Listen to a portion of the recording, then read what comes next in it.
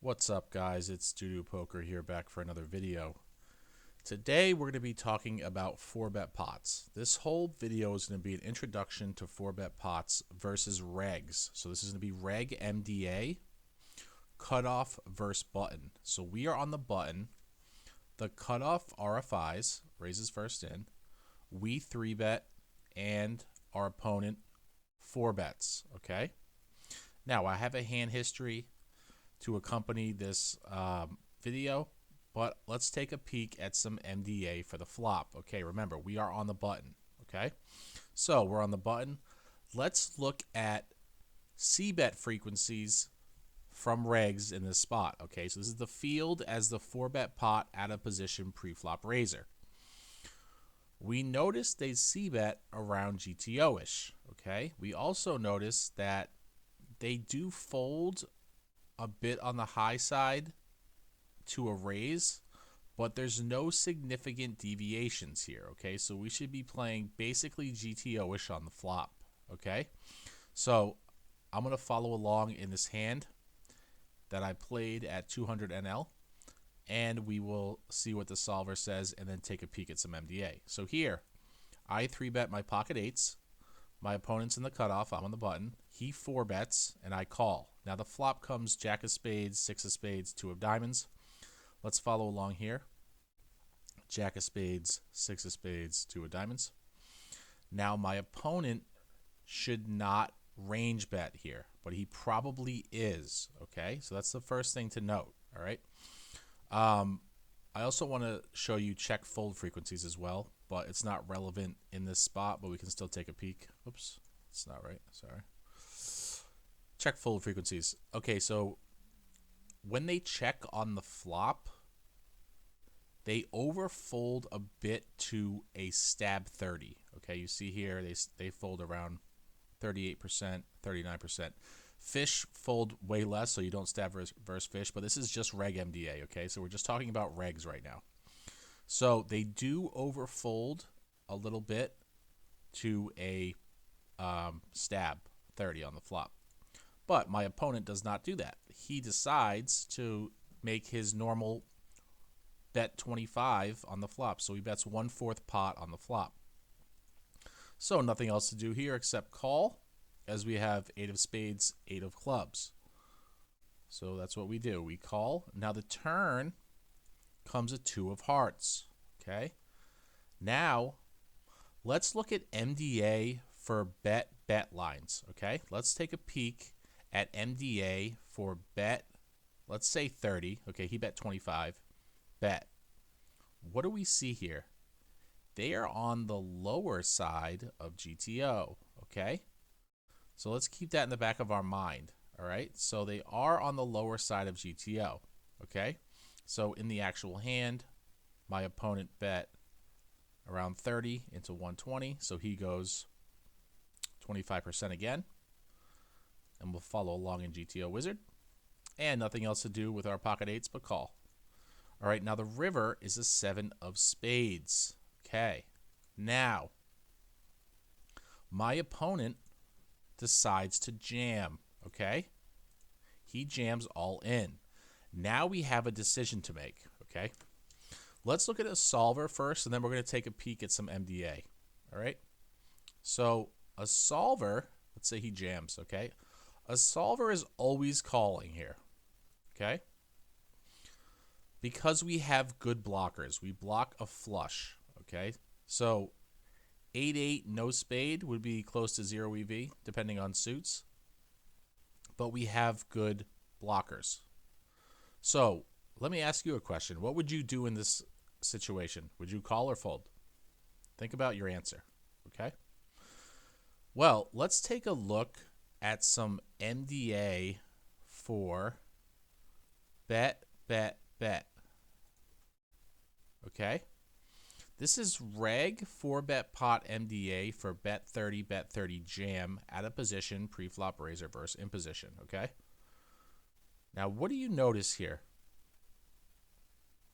Well, in game, my opponent bet around half pot, right? 53%. Okay. So let's go to half pot. What should half pot be? half pot should be 25 week. It's 27 week. Okay, let's go to bet 70. Bet 70 should be 30 week. It's 32 week. Okay, the aggregate is 27 week.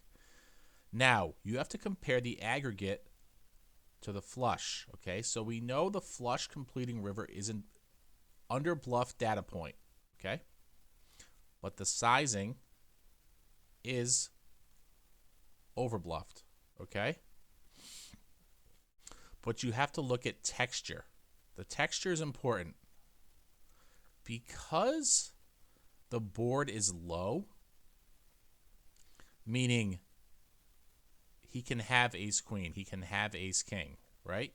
We want to take a look at other MDA as well, okay? So let's take a look at bet, cutoff first button, Reg MDA. What do you notice? Remember, the green, NES is not enough sample because it's very, very hard to get samples on 4-bet pots, okay? But the green is over bluff with low pair, okay? So we see in game that 29 week should be 25 week, okay? So we see them over bluffing in this spot, all right? So this is very important. So they're over bluffing in the bet line, all right? So in game, we know this, and we make the call, and he has king, queen. See, because the board is low, they're going to bluff more. Like, even though the flush completed, he can't really have too much jack X, right? He could have ace jack maybe, ace jack suited.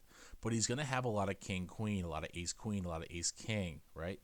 A lot of ace 10 suited. So you have to call down more on jack high boards, and specifically jack and 10 high boards, okay? That's the data point. The data point is the jack high board, and also the triple barrel line is over bluffed. Okay, but let's reverse this hand, okay? Let's say instead of bet, he bet check bet, okay? Let's say he bet check bet.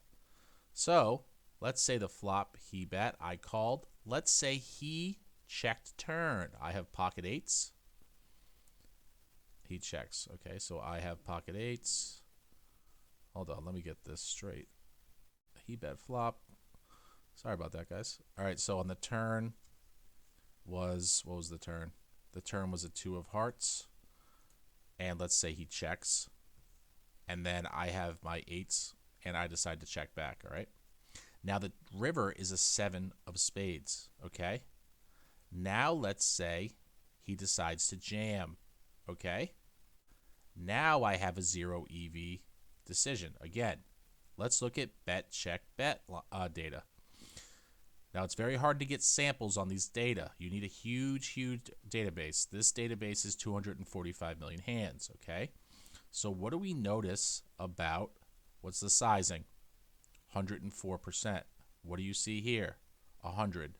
25 week, okay? That means bet, check, bet is under bluffed, okay? Now let's go to data for bet, check, bet. Bet, check, bet is only over bluffed in the bet 50 line, okay? All bigger sizings are under bluffed, as we can see here. The red is under bluffed. So if I reverse this hand history, and let's say he bet flop and I called and the turn went check, check, and then he jammed, I should fold, okay? But in the bet line, I should call, okay? These are much different lines. The triple barrel line is much weaker than the bet, check, bet line. When I say bet, check, bet, I mean bet 25 on the flop, check, and then jam, okay? So that's the distinction that you need to make, all right? These distinctions are actually very, very important because the way people construct ranges in 4-bet pots is they slow play the turn too much, and then when you check back, they try to gain the EV they lost on the check back, and they start jamming, okay? So the bet, check, bet line is much stronger than the bet line. All right, guys. Thought this was a very cool hand. It illustrates the nuances in cutoff versus button 3-bet and cutoff 4-betting. Basically, what happens here is the wider the formation, the more bluffs there are. So this is the second widest formation compared to small blind versus big blind. So in the triple barrel line, it's over bluffed, but in the bet check bet line, especially when they jam on the river, it's under bluffed. All right, guys. If you like this type of content, please subscribe. New video every single day, 9 a.m. Eastern Standard Time. And I will see you in the next video. Take care.